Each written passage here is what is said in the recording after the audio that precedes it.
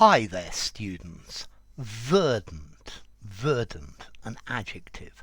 Verdantly, the adverb, probably less common.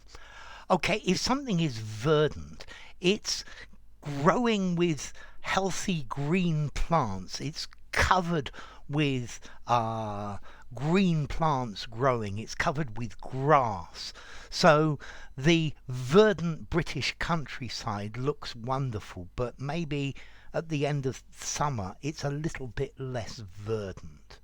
So verdant are lush with vegetation, luxuriant growth. The verdant jungle looked absolutely beautiful. You can then go from there just to say green. Yeah, so you could use it metaphorically meaning green. He ate something that didn't make him feel very well, and he turned a verdant colour. Now, also the colour green, we use green in English to talk about somebody who's inexperienced, who's callow. So you could say a verdant young man who had just left university.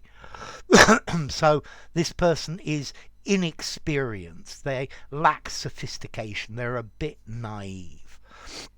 But the main meaning of verdant is something that's covered with rich vegetation. It's leafy, it's lush, it's flourishing with growth.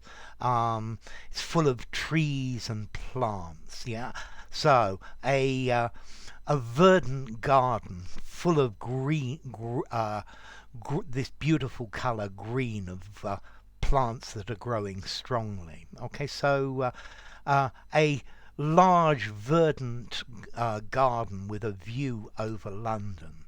The verdant forest grew unfettered.